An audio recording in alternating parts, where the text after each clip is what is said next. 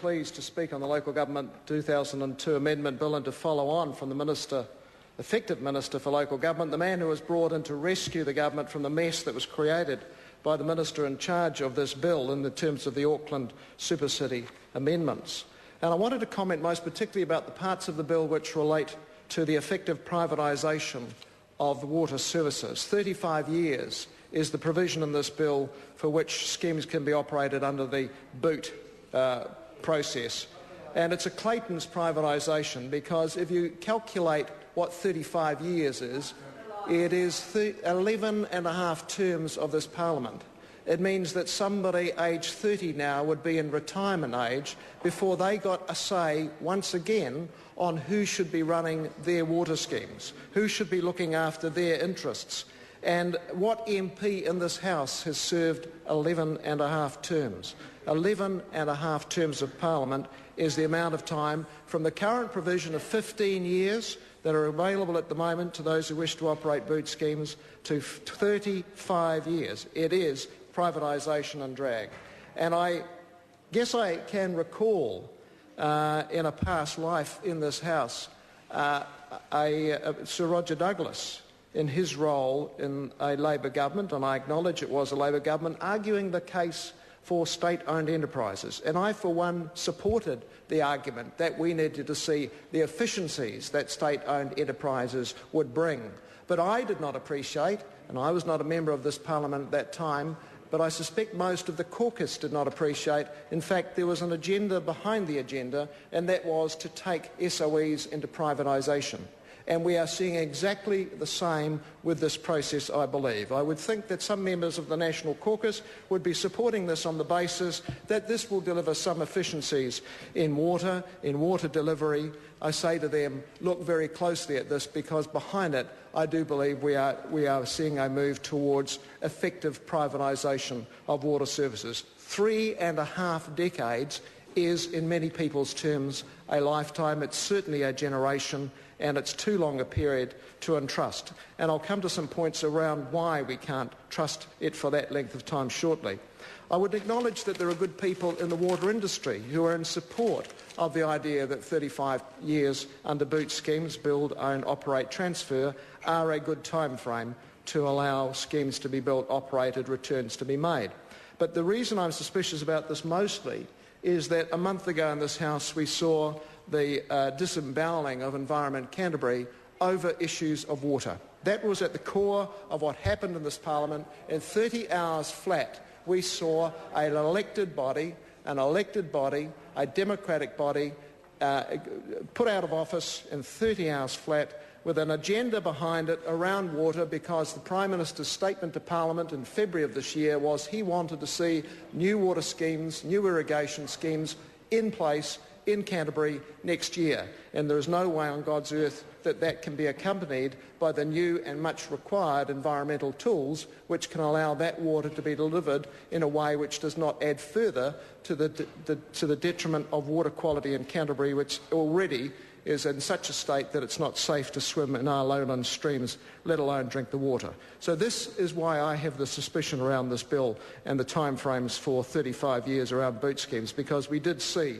just a month ago in this House what happened, and a very clear agenda behind what happened to Environment Canterbury. I was very pleased to see and speak on Friday night to a rally in Canterbury about those issues. 400 people gathered to make their voices heard. 400 people gathered at very short notice to make their concerns, and it was galling to see just around the corner gloating going on at a National Party fundraiser as people celebrated the demolition of democracy in Canterbury.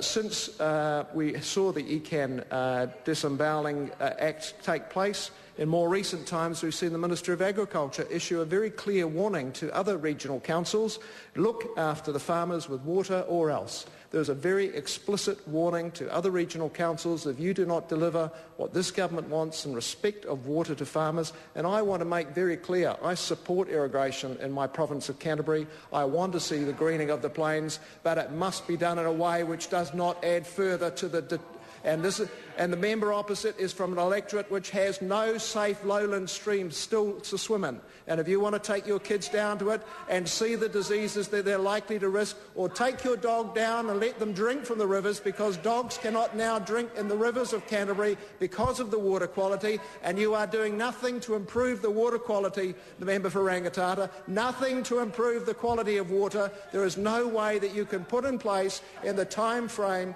that you have allocated for new projects to go into place in Canterbury. There is no way that you can, and even in the House today, in respect of the Minister of Environment's announcements about water metering, I asked the question to him, will this mean that those who have surplus water, once their water meter is calculating their flows, will they be able to trade that for windfall profits? He wouldn't answer that question, because that's the trade-off for the irrigators. They're going to have to pay a couple of $1,000s and $400 a year for the monitoring of the water metering, but the payoff will be you can trade the water. You can sell it for an uncapped price, and that, I say, is reprehensible. Water is a common good. It belongs to all New Zealanders. It falls from the skies. It does not belong to any person simply because they've got a deep pipe down into the earth or they can suck it out of a river. It is a common good that belongs to every New Zealander, and it's at the heart of this legislation today that we are debating.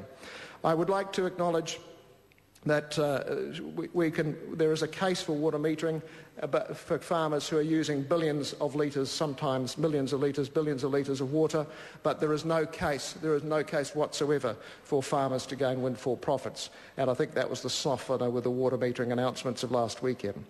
I would like to comment further about the 35-year term. There is no government responsibility attached to these issues in the sense of the quality of water delivered.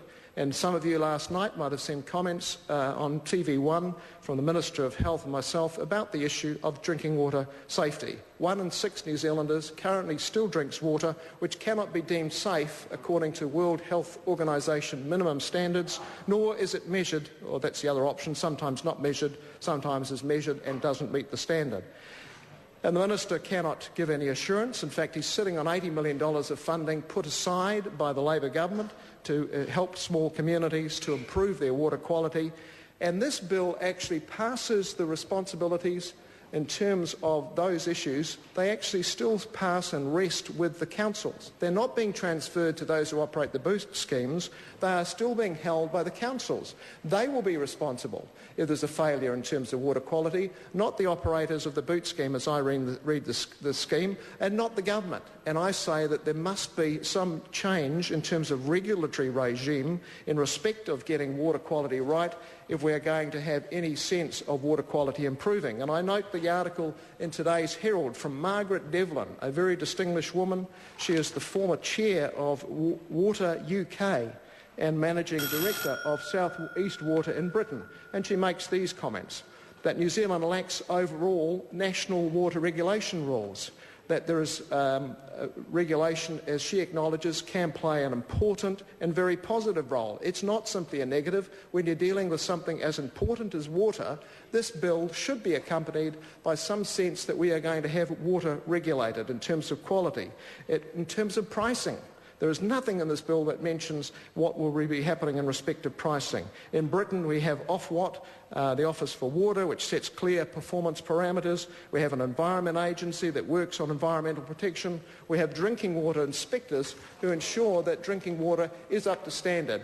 I understand that the Ministry of Health has virtually no staff in charge of drinking water standards. That in fact recently a tender had to be advertised for contractors to come in and provide the services that the Ministry of Health once had, so we can actually see the drinking water standards of the World Health Organization monitored and put into effect in this country. And instead we're having to go out for tender. Here we have a bill which is proposing that there should be a move from 15 to 35 years. 35 years that a boot scheme can be operated without any reference to the quality of the water, without any requirement that they meet regulation, without all of the responsibility being passed back to the councils, and yet the councils, the ratepayers, will have no say for 11 and a half terms of this Parliament, 11 and a half terms, 35 years, a generation of passing it across to somebody else who bears no responsibility for the quality of the water being delivered. No regulation to accompany this. It's simply a process of effective privatisation. New Zealanders will rue the day that this bill was introduced. It will do nothing to improve water quality, and it has huge question marks about what it will deliver. His time has expired. Sue Kedgley.